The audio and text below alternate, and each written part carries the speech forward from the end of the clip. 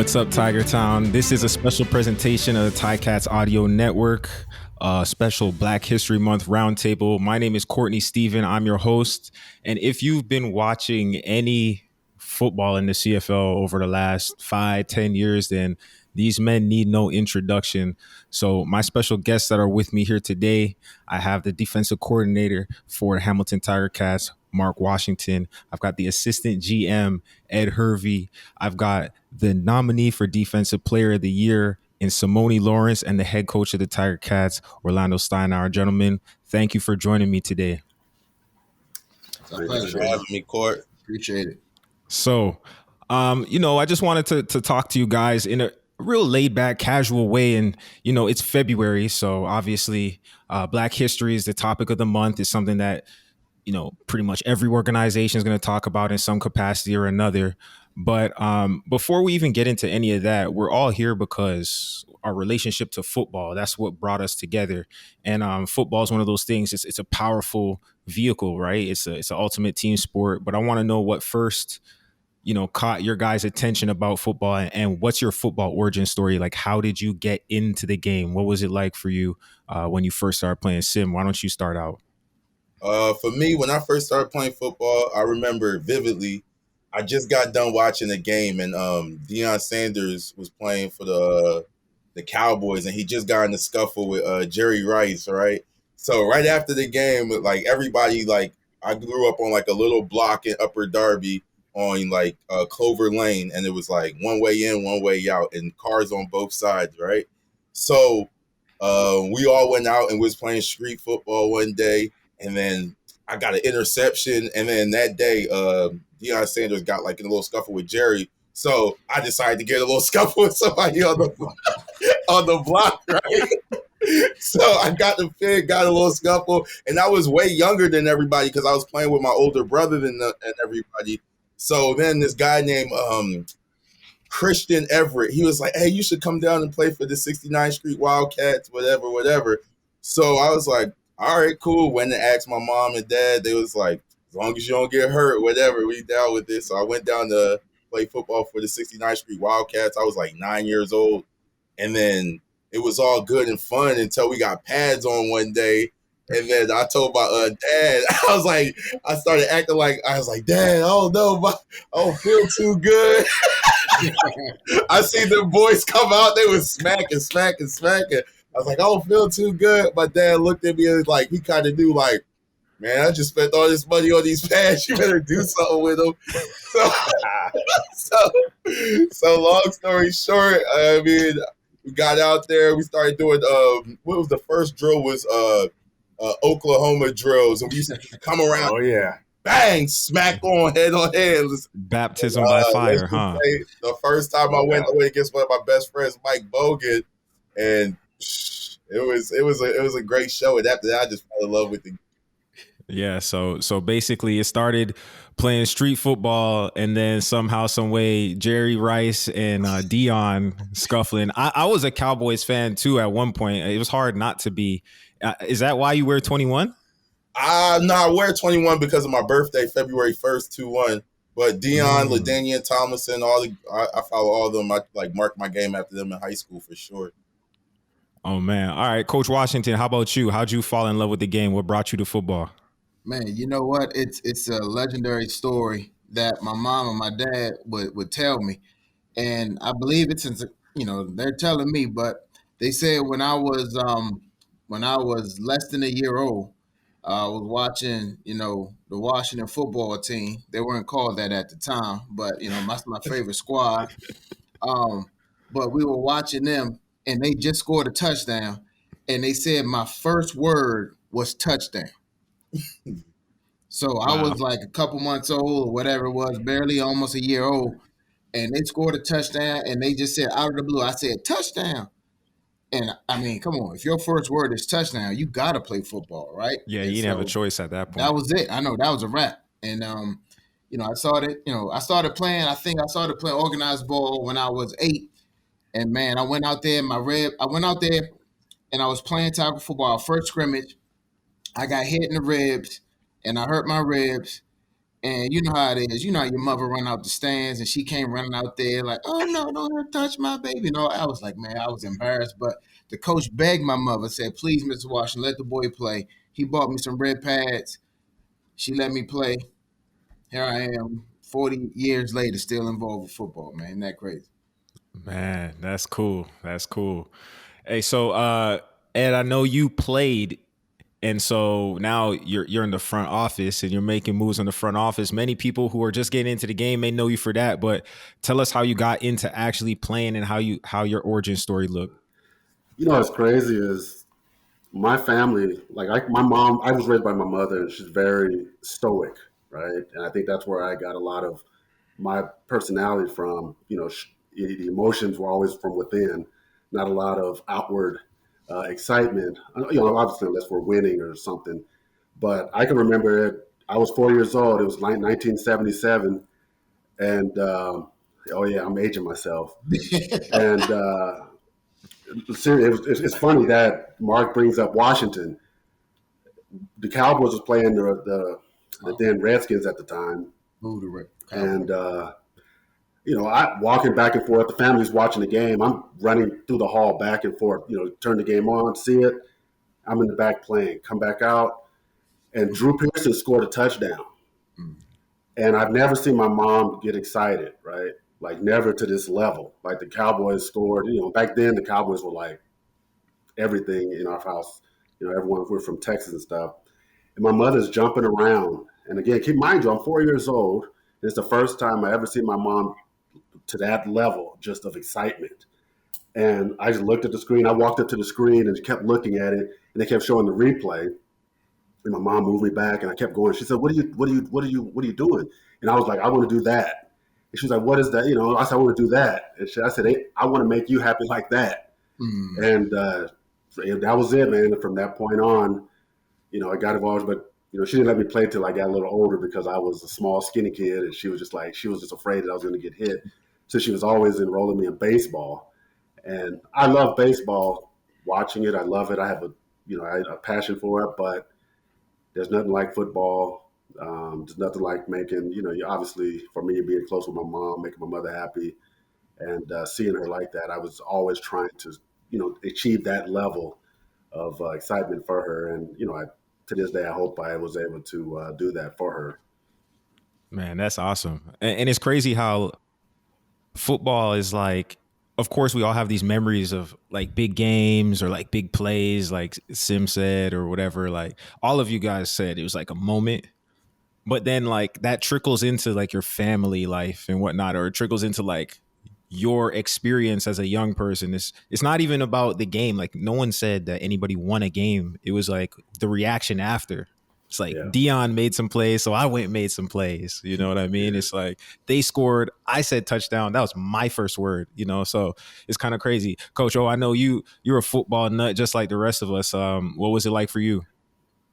Well, I was at the other end of the U.S., so grew up a Seattle Seahawks fan, not a Cowboy or a Washington fan. And I like these guys. I was raised by a single mom, and so I was glued to the television, and sports was my game. Anything from throwing a ball against the wall and making diving catches to, I remember Nerf football was the thing growing up. So you throw the Nerf ball up with a bunch of kids, and the title that we called it then we can't say now, but hey, you hush up over there, Sim. Yeah. So everybody knows what game we're talking about. You throw the ball up and you tackle the guy with the football. Oh, yeah. Exactly. By any means necessary. So we all played that game, and two-hand touch was a big game, and that was around parked cars, whatever you had to do in the street. I know in Canada it's a little bit different. You're moving hockey nets and whatnot for cars to get by. Yeah. But anyways, my mom was a lot like Sam. I wanted to play, but mom didn't want me to get hurt.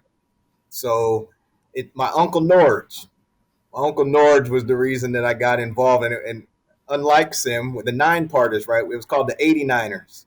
And it was a Pop Warner football team, and it was real tricky. That was for 8 and 9-year-olds. So that was the 89ers, and that was my first thing. And I was faster than everybody with a big afro, so I had to get the helmet that was a size up. I know about that. And the Rydell wasn't the Rydell that they're wearing today. Trust me. No. And the bike, it was actually called a bike helmet, which is now known as an air or shoot helmet. But anyways, that was my first experience. I didn't know what I was doing. I went up to, they had a shack where you got your pads. It was like, you had a shack where you went up there and it smelled it all musty. You remember you go in there, guys? You go in there and the guy, your coach act like he knew what fit. Oh, man. I had the little bull nose thing. I was looking raggedy.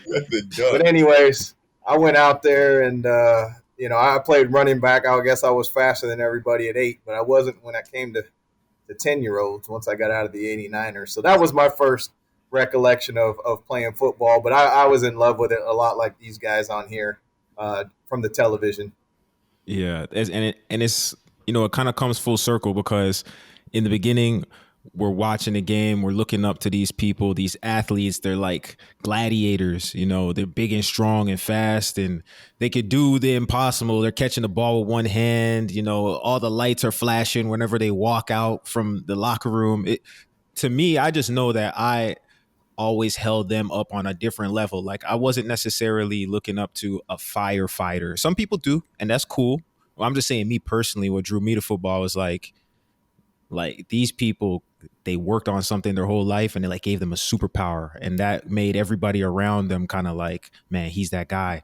And I feel like to a certain degree, everybody kind of recognized that, football was fun, but then it was also like it did things for other people.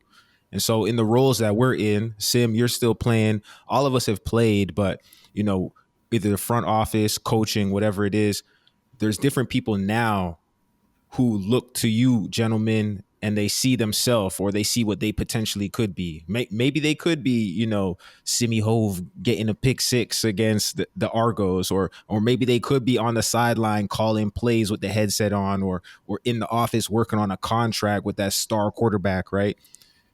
What does it feel like now to be on the other side of that inspiration? I'll start with you, Coach Washington. Like, instead of being the kid watching now, what is it like to know that there's probably some kids that you'll never meet, but they can see you and what you're doing on a game day? Well, I would say one, it's very humbling to be in that position, knowing that you can have an impact on a person that way. At the same time, it's something that I take extreme, not only pleasure in, but I take responsibility for, because I know that's the role I have. It's not only to be a coach, but it's also to be an impactor and a leader of men. And that's my responsibility. That's my job. And so there may be some kid out there looking, trying to be that way. And the thing I want to say is that for that young kid is that it's possible. It can happen. You can be a success. You can be focused. You can get your education. You can play football. You can do all of these things that you want to do, and it's possible it can happen. And so don't let things stop you. Don't let anything try to hold you back, because it's possible. And I'm living proof. And all these men right here, they're all living proof of it. Simoni, I know you're never the person to turn away an autograph or a photo. I mean, you go to the children's hospital, to all the schools, all that stuff. And I know I could tell just by looking at you, you enjoy it. So like, what's so special about interacting with these kids that you always have to be involved in it? I feel like for me personally, it was just something to escape everything. Football was always that, wow, like if I could go around like other athletes, whether it was in college or people coming to visit us at our school and stuff, and just to see people that really look like me, it's like an appearance that's like, wow, I can do that, And every time I see a kid, I'm just like, you never know what that kid's going through or what he's trying to push through. And it's just like, you just try to be your best version of yourself to give to that kid. And it's just one of those things where you remember when you were a kid and you don't know what pulled you out to the next level or whatever. But I feel like for me, it's just like, just knowing I've been in their shoes before. Yeah, Coach O, you always talk about, football as a way for you to kind of work with people. Similar to what Simoni's saying, and like, you don't know what somebody's going through, so you just kind of try and give them your best. Talk to people a little bit about your approach in coaching and how that's more like, it's football, but it's also like life coaching. Yeah, I always say that coaching football is what I do, but it's not who I am. Like I definitely have a passion for people. I definitely have a passion for the game. I have a love for the game, but football's a vehicle, right? Football's a vehicle, and it's as a player, and all of us here have played. Your window to play is short, right? And you want to maximize that. And I can just remember going to the Kingdome. Some people are gonna have to Google that, but that's where the Seattle Seahawks have. Hey, easy over there, Mark. And also, Courtney, you didn't talk about my pick six either, so we gotta get something. Pull up the tape. Pull up the tape. Man, it's grainy, but it does exist.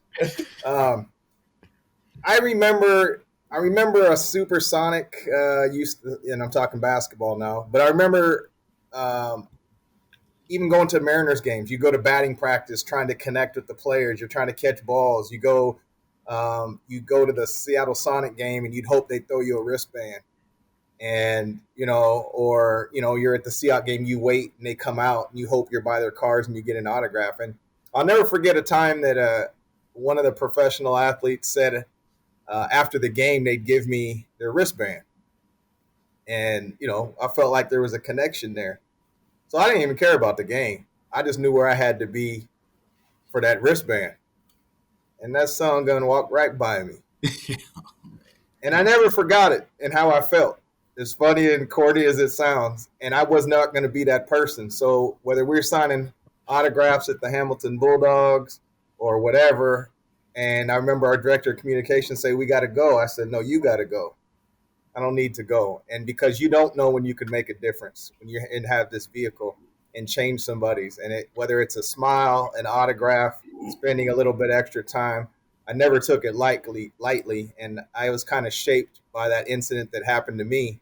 And at the same time, I remember Steve Henderson threw me a ball. Me and my buddy Ryan Knight threw me a ball pregame during batting practice, and I'm talking about it today. And that's the impact. And those type of experiences I know that we have, and those are humble statements by everybody stated here, but definitely don't take it lightly. And I still try to have the same approach. These guys know that have been around me that I'm always telling people to, sometimes it's the same 5 people in the stands at our practice, and I'm saying make sure you say hello. And because there's a time there isn't nobody going to want your autograph, and why not try to make a difference? So I know your question kind of was pointed to what as a coach, but the coach is the title. I'm just a person that has some responsibility, and one of those responsibilities is to give back and be the best version. And it's great to celebrate it here, obviously in February, but it's good to celebrate it at any time. And hopefully we're not just celebrating Black history and things like that just in February, but it's just a normal thing that's recognized like anything else every month. No, that's a great point. So Ed, coming to you, Coach O's talking about he's just a person, but I feel like at some point in time, like the people who we look up to, they were just a person before we kind of elevated them up to that status of somebody who had traits that we admired. Who were some of the people, either professionally or just in life, that you looked up to and you modeled certain traits of yourself after? What's crazy, again, as I go back to my childhood and growing up, Muhammad Ali was a big figure in our home, right? And it wasn't for his fighting. And if everyone knows the story, and if you don't know the story, I encourage people to go and look beyond his ring performances and really go dive into who Muhammad Ali was as a person and what he stood for. And it was that type of environment that I was raised in our home, where my family would separate the touchdowns and the knockouts and the three-point shots and all those different things. And we were more focused on who the people were. My house, we were never allowed to put pictures up of the players, posters of people, right? My mom, we were taught not to idolize people, but understand who they are, recognize what their contributions are. And obviously, if they're positive, you pattern yourself from there. That's why again, when people get around me, I'm not very, I seem very closed off, but a lot of what we do is more observation, it's more understanding. And when you look at it, Muhammad Ali was huge for me. Magic Johnson was the performer for me, being an LA kid and watching him at Showtime, loved basketball, but it was what were they doing off the court was what the information we were trying to find. We didn't have Twitter and Instagram and things like that back then. We had to read the paper. We had to go and we had Prime Ticket, so we had to go and find out. But that was big in our house, right? But the main person, sports figure, obviously was Muhammad Ali. The most impactful person for me was always my mom. And I know it sounds like, people say it's cliche, but no, trust me, my mom raised us with the iron fist, treating people with discipline, with respect. We all had to eat at the same time, study before the television came on. I was only allowed to watch one game on the weekend. Like it was very strict in our house. Grades had to be at a level. My mom would come and pull me out of sport, like out of anything, if she heard anything bad. Like it wasn't any of that. And then fast forward to who I am today. It's a funny story because I got asked when I was finished playing, did I want to go into coaching? And I said, yeah, I think coaching is a great profession. I think it's fantastic. But I didn't see anyone that looked like me on the management side except Roy Shivers at the time in the CFL. And that was the area where I wanted to go down because I felt that if I was able to get into the management side, I would have a bigger impact on opportunities given to people that look like me. Now, again, anyone and everyone, all races and colors, and want to give the opportunity to. But I always felt that if someone was deserving of that opportunity, and there was an opportunity that being in a position of management maybe had given me a little bit more of an edge to make that happen. And as I progressively, moved up the ladder, I tried to make that happen. And I want to close by saying this: like when I played, we all played the game with passion and played somewhat angry at times. But these two gentlemen right here, Mark and like for whatever reason, I always had respect for those guys on the field. Like literally, like they were like, I saw them as pros when we went against each other. We had to compete, we had to do all those things, but I can honestly tell you, never had a bad exchange between these two guys. Other guys, I can't say that about. But no, honestly, even on their teams, but you recognize the guys who are at a different level, intellectually, professionally, and all those things, and being on the field with those guys, and even from my first year in the CFL, those are two guys you notice when you're on the field that they conduct themselves in a different manner. And then fast forward to here we are today. I'm not surprised they're in the positions that they're in, and obviously growing.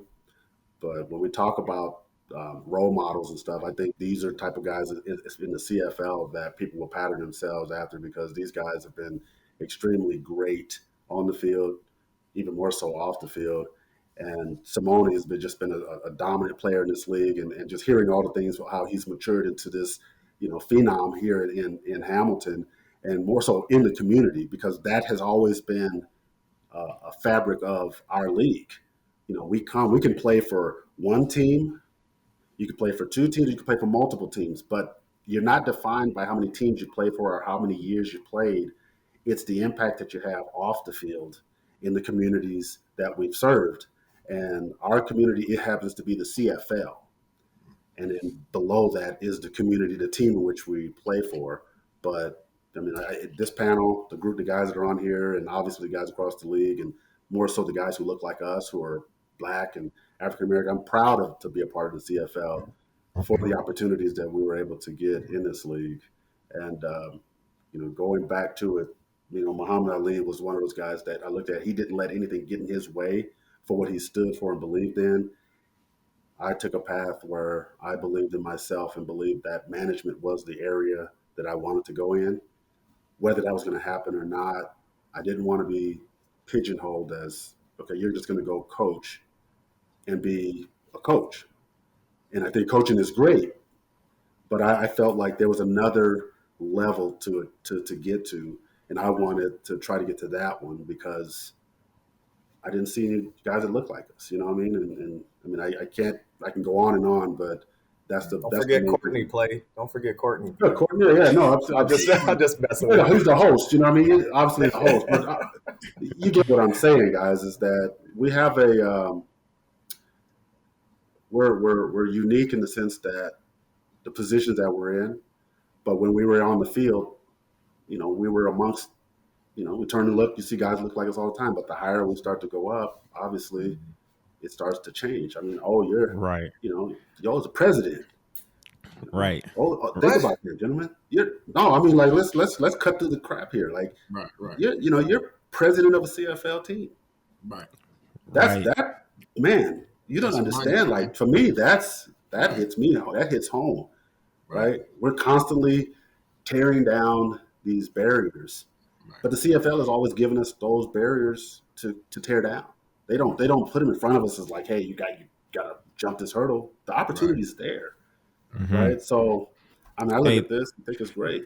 I think there's, I wanna interject because I feel like there's so many golden nuggets to unpack right there. Like, honestly, from the community aspect, because really and truly in the CFL, you go into Fortino's, you go to the grocery store, you liable to bump into your favorite player, right? Waiting in line at Pizza or something. Sorry, I don't know who the pizza sponsor is, but like it's a real down to earth, humble league, right? And so it's built on real people making a real impact. And to your point, like the representation of the people who are in that spotlight and behind the scenes pulling the strings, I think it really matters.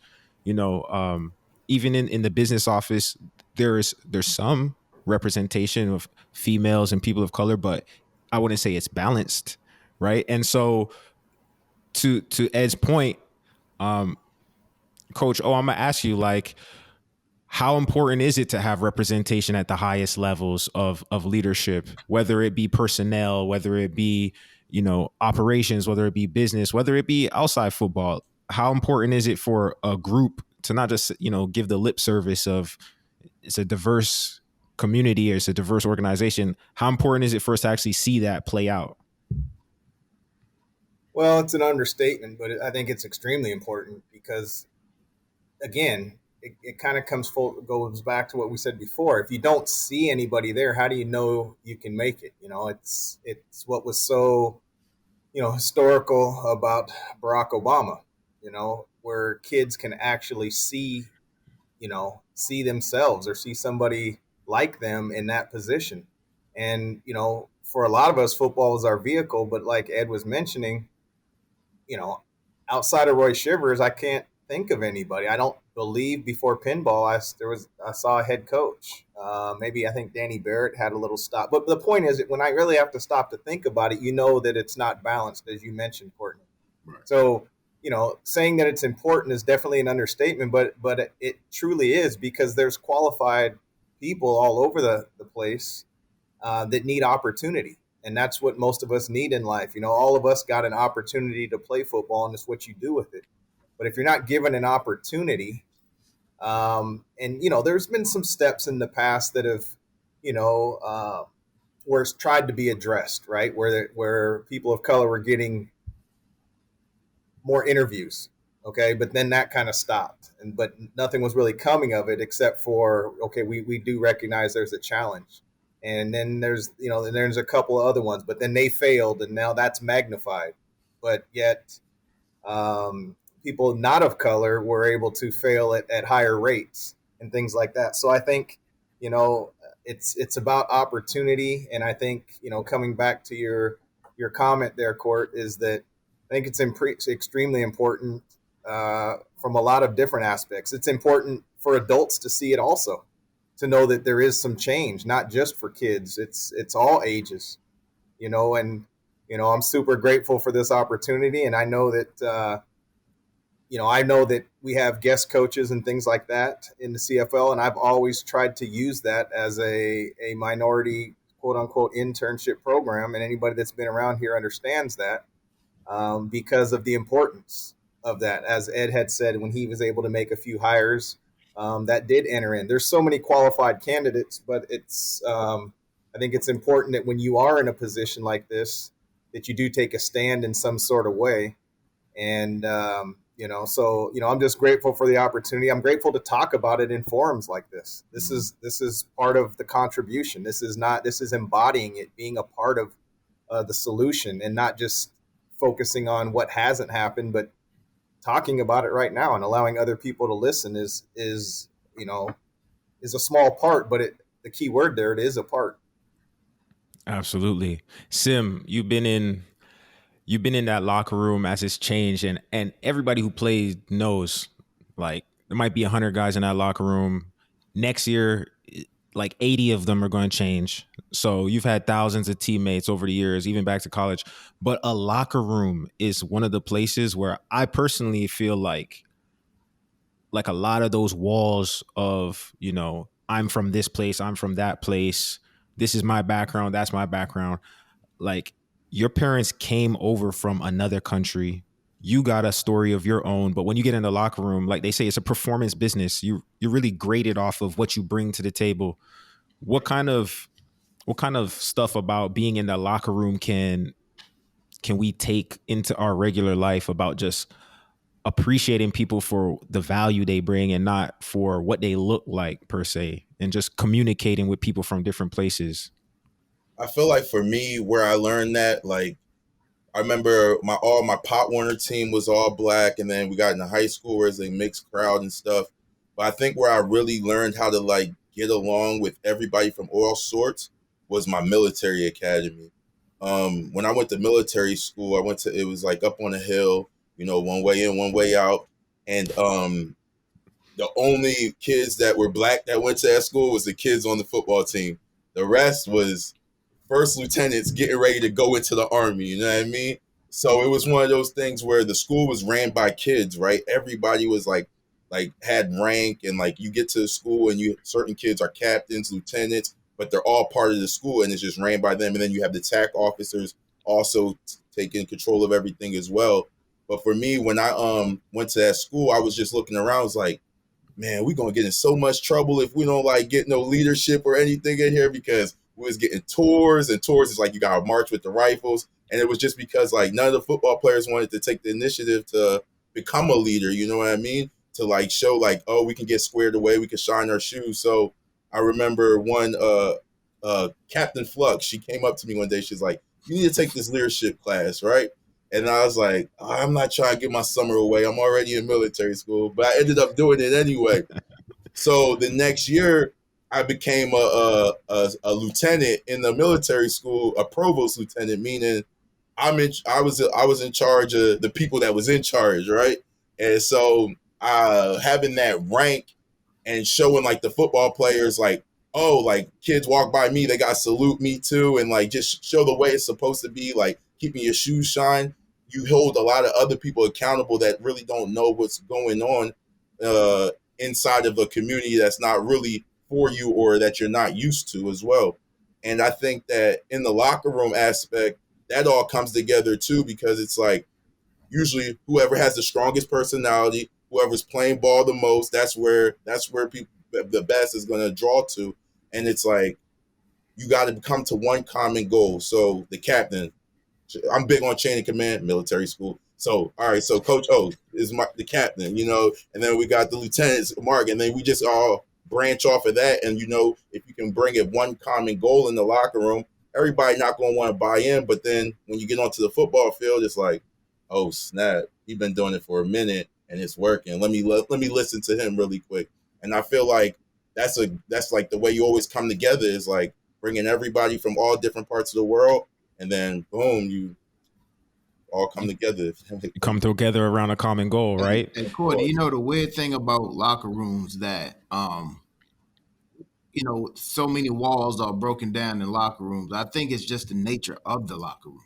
Like, this is gonna sound real weird, but you're at your most vulnerable and you're at your most open in the locker room. Think about it. You're in this big old room full of other men with no clothes on.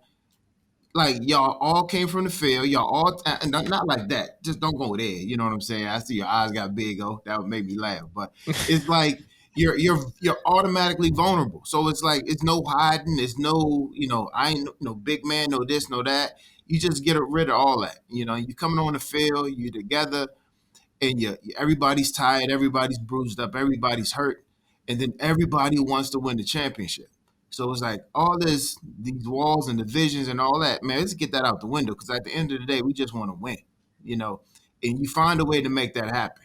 Now outside the locker room, things could change or whatever, but in that place, that's sort of a sacred place where that's seen that way, and you're seen as, you're committed to the team or not. If you are, great, you're in. If you're not, then you got to go. And I think that causes the unity, and so therefore it doesn't matter what you look like. It really doesn't matter. If you can ball, you're in. And I think I think that's a very vulnerable place to be, and that's a great place where the common ground is found, and then you're able to progress from there. And if I could add one more thing, I think in the locker room, when you're there with each other for a whole bunch of time, you realize and you look around and you hear everybody's stories. Everybody going through the same shit. Ain't nobody protected from the thing called life. Like, everybody going through the same thing. Well, and nobody's dodging soreness. None of that. Nothing. It doesn't discriminate. It's gonna get everybody. Exactly. Right. And so that common goal, Coach Washington, I want you to continue on this idea of like the locker room. You gotta communicate with these men and get them on the same page. And like Simoni mentioned, the vision comes from the top down. But then as the organization is split up into these units, each unit got its own leader, and you got to be able to kind of command the troops or like get them on the same page. How do you even appeal? And this is something that probably people could take if they're in whatever kind of organization, but how do you appeal to a room full of different people? Like, you got to be able to speak to each of them and all of them. How do you even approach that? It's amazing how in football or in most sports we use so many military analogies, because it's one of those rare arenas in which what you do, there is a person that is equally as skilled as you, whose job is to undo what you do. You normally don't see that. Like, if you're an accountant and you're doing debits and credits, there's nobody, as soon as you write it down, that comes and erases it. You know what I'm saying? Or tries to undo it. Where in football, you always face that opposition. So getting people on one accord is important, because in order to get this done, we got to be on one accord. And so, like you said, the message starts from the top down with Ed, all these guys, and it comes down, and we breathe the same air. Is because as an organization, man, this is where we want to go. When you have that commonality in your goal and your purpose, you can draw men to that. You can draw people to that commonality and of that goal. Now, the room is made up of individuals, and so therefore you must invest in the individuals and making sure that, all right, if I can push this button this way, I can go to this guy that way, I can go to this guy that way, and they're all individuals, but you're invested in the person, and in doing so, you pull these guys together and onto that single goal. Now guys have individual goals, but you understand your individual goals are only met through the team. And so that if that's important to you, that's great. Now, how can you and me fit in our we? And once you do that, now we're ready to move forward. And so that's how there is power in that unity. And there's power in unity, because as we all know, a fist hurt a lot harder than a slap. You know what I mean? Because of the, just the fingers being together, it makes more of an impact. And that's even those type of things where you draw men together, draw people together, man, that's what's important. So now I talk to Sim. We talk all the same. We talk to the guys the same, but then, man, I might pull Sim to the side, and I know what gets his motor running, and I'm like, all right, Sim, and I'll say whatever. And I don't have to say no more. Somebody's about to get knocked out on the field, and I'm fired up about it. You know what I mean? So It's all about drawing these guys and making sure that you can bring them together. No, I love it. I love it. Honestly, we're not even talking ball, but we talking ball. You got me feeling like I need to go put some weight on my back and sit down, stand up a couple times, man. But so just on that note, like building a team, obviously, I think a team that brings a lot of diverse thoughts, it has an advantage over a team where everybody is thinking along the same train, like, they only have one perspective. And I think that's some of the advantages of having people from multiple backgrounds in the same room, right? You avoid that groupthink of everybody just nodding their head, becoming a yes man. Ed, you built some of the best teams in recent CFL history, and that's kind of been like your calling card of being able to put together a group.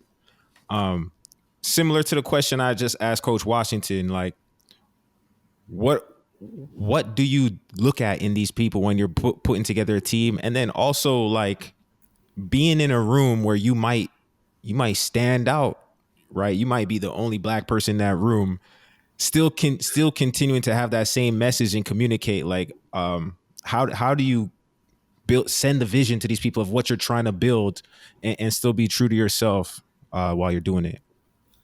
Well, first and foremost, like I believe that being true to yourself is important in this, right? Because I have to sleep at night, right? I have to look in the mirror, and I won't look at myself in the mirror and be like, man, I really, I feel uncomfortable about doing something and stressing over that. I have always been known to kind of say it and be it. And if it makes people uncomfortable, it's not out of disrespect. It's more so like, let's be black and white. Let's put it on the table and let's sort through it. Your question about how, I'm a big believer in the team aspect, but understanding the individual, but more so what motivates the individual, right? We would always ask, and I always ask guys, like, what motivates you? And I want to know the truth in what motivates you, right? Like, I'll give you my example. People, when I got asked that question, I want to get my family out of the projects, So, and the coach said, okay, and that was it. And I asked him later, why did he ask that, and how come he didn't say anything else? He looked at me and says, because I know I don't have to motivate you. He says, I know if your motivation is that. I've had players tell me their motivation is money, women, fame, their family, their kids, all those different things. And I could care less what your motivation is, because if that is what your true motivation is and what gets you going in the morning or gets you going through practice, then how can you tie that into the common goal on helping us win? And then when I ask you those questions, I would take notes. Like, I'll tell you, I'm an avid note writer, right? Because I believe that at some point I'm going to have to use that to hold the player, the people I'm dealing with, accountable to their own words, not in a disrespectful way, but more so as a reminder as to, hey, like Mark said, hey, the fist is opening up and is slowly turning into a palm. We got to make sure that it closes back up and that we regain our focus and make sure that we're together on this, because when we hit the field and we hit the opponent, we got to hit the opponent with the kind of impact that we know that is going to help us.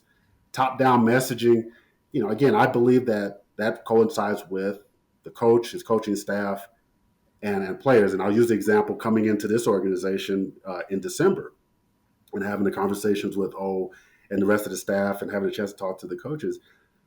We talked about all these different things, communication and stuff. And then the question was, okay, our core. And Simoni is one of those guys that we mentioned, and they were talking about the importance of the people that are in the locker room and who those people are and who we need to have back. And whether Simoni's on this call or not, he was one of them. Him, there was Van Zyl, there was Dylan Wynn, and there's a couple others that we felt that it was imperative that those guys are back. And then from there, the messaging that comes from the top, it only gets to a certain point where it starts to fall on deaf ears. The messengers, as Simoni said, as leaders, lieutenants, to use his phrase, it is his responsibility as a player, how he practices. He doesn't have to say anything. It's just watching. And everyone knows you follow those guys. And that is how you tend to understand your cultural environment with your team. But when it comes to messaging, it is always to ensure that for management and coaching that everyone's on the same page. The players must recognize and see that everyone's on the same page. That means no misrepresentation of statements or misrepresentation of coaching techniques.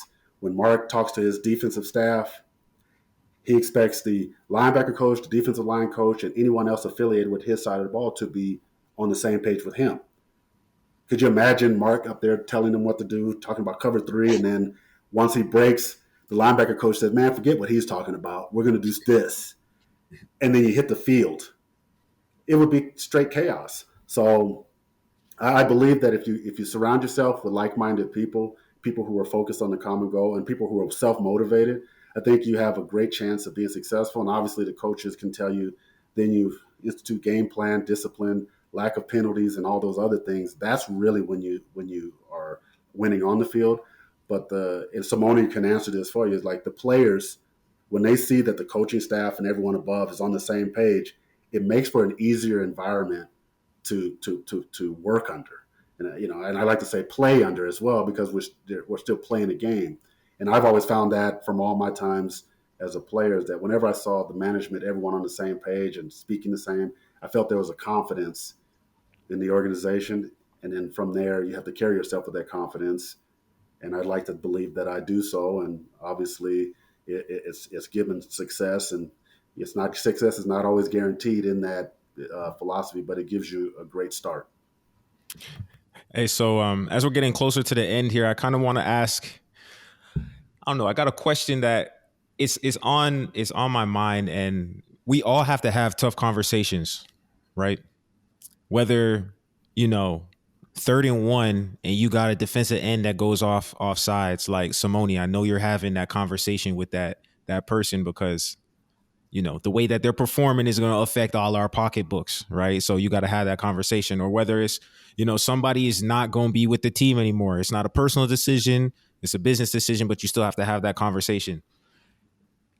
In our industry, you can't run for those conversations. They have to happen. And so we almost get used to having this level of candor that is like almost uncomfortable if you carry that into your personal life. But it would be super beneficial if you could have that level of honest, pure, this is what you're doing and this is what I need from you, or this is exactly how I feel kind of conversation in real life.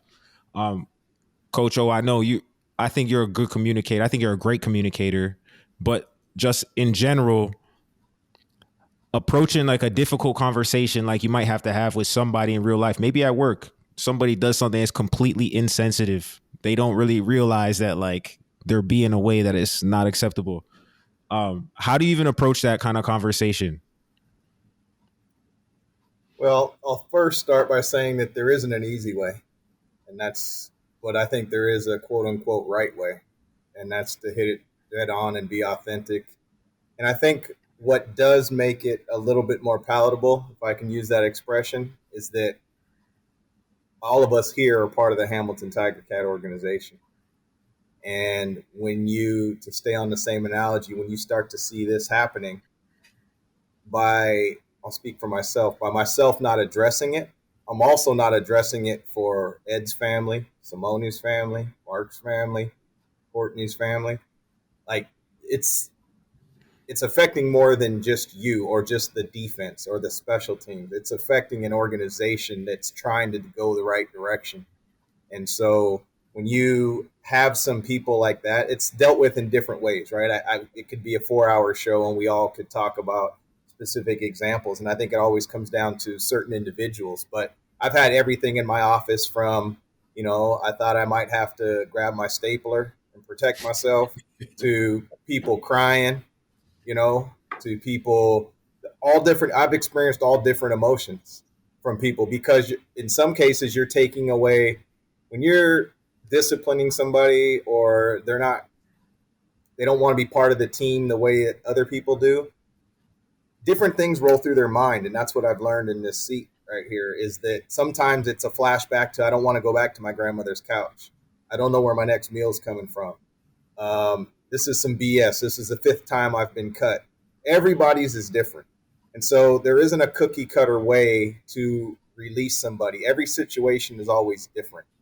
And in some cases, you give people a little bit more grace than other people, right? And sometimes, I'll give a for example, because there's always power in storytelling and in examples. But sometimes it's just as simple as calling somebody in and just saying your name can't come up anymore, right?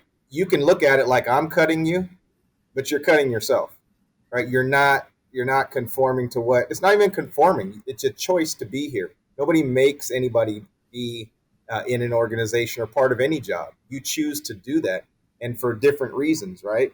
And I do respect that, it's different at different levels, i.e., university sports in Canada or college in the States, because, well, college in the States is a little bit different right now, but they're feeding their families, right? And when you're telling them no, you're saying no to a paycheck next week.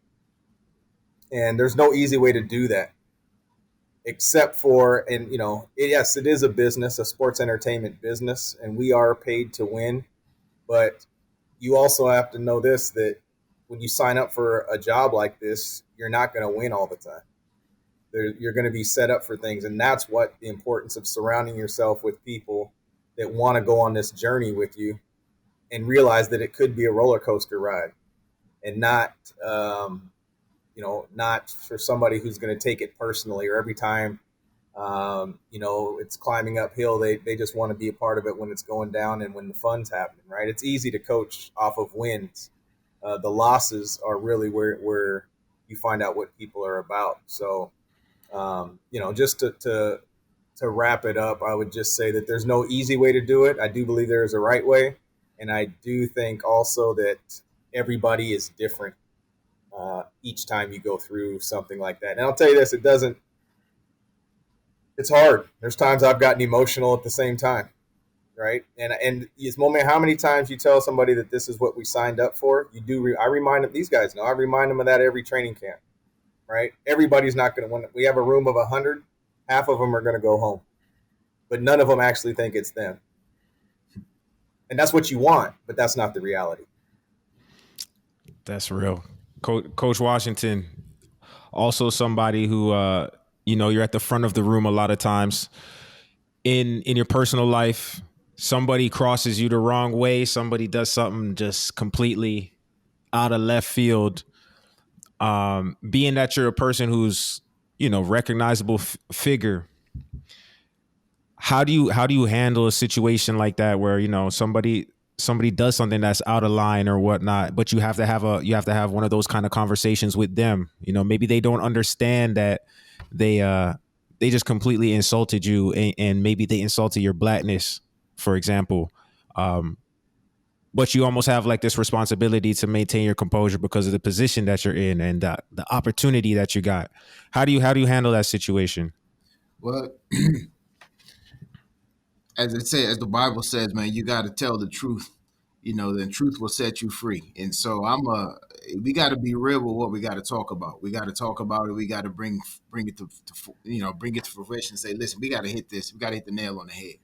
Now, understand that as a coach, as a person in management or whatever, there's a certain amount of authority that automatically comes with your position.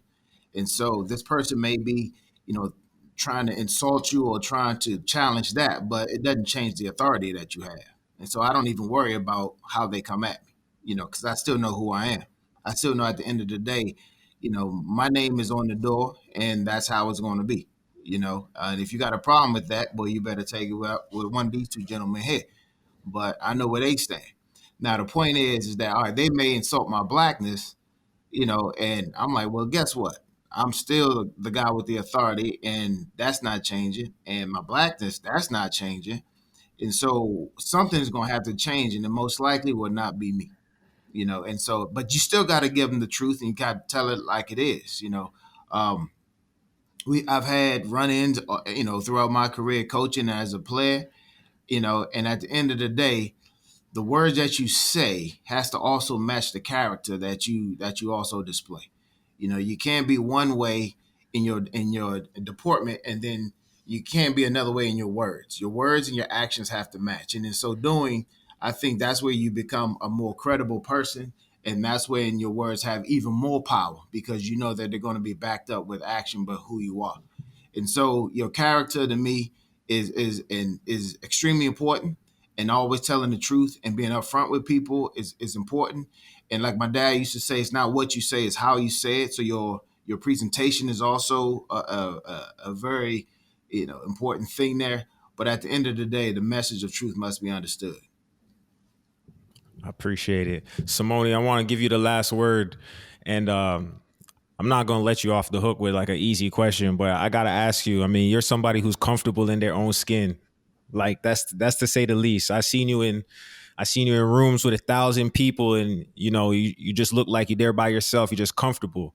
But I know you've been in a situation before, just by the nature of your job, like that you've been the only black guy in the room before. You've been in a room full of people whose salaries is way up there, and I mean, there's no other reason for you to really be in that room, but you navigate those situations just like you're comfortable, like you're yourself. What is it that allows you to just be comfortable in your own skin and knowing that, you could be the only black guy in first class. You could be the only black person in a room full of executives or whatever it may be. What allows you to just be comfortable in who you are? I feel like it just comes from just understanding how dominant, like being yourself and understanding my background and my culture is, you know what I mean? Like bring it back to football. Like when I got to Hamilton, I remember Coach O was just like, listen, just be yourself and everything's going to take care of itself. You know what I mean? And I was like, all right, vet, body vet. So like, it's just one of those things. It's like, you either going to feel it or you're not going to feel it. And it's one of those things where like, thing about confidence is like, it doesn't waver. You know what I mean? Like, I could get burnt by a running back 30 times in a row, but I'm like, all right, that was luck. It was like, you know what I mean? So it's one of those things where it's always like, you can't, it's not on the outside of you. It definitely got to be in you. You know what I mean? It's like, you got to have it inside you and just be like, whatever the situation is, I'm going to be myself and I'm going to just try to keep it as real as possible. And you're able to survive in any kind of environment, because, everybody here knows playing football, you're in every kind of environment from the bottom of the bottom to the top of the top. And as long as you yourself, like you don't lose really. Yeah, that's true. And like Ed said, you can sleep at night knowing that, you kept it real the whole time. Well, gentlemen, I really do appreciate you guys tapping in with me. I'm sure that we could do this weekly and probably have stuff to talk about all the time, but I really do appreciate it. Hopefully it was insightful. So we're going to sign off. This has been a special presentation of Ticats Audio Network. I'm Courtney Stephen here with Ed Hervey, Simoni Lawrence, Mark Washington, and Coach Orlondo Steinauer of the Hamilton Tiger Cats. Thanks for tuning in. Until next time, be great.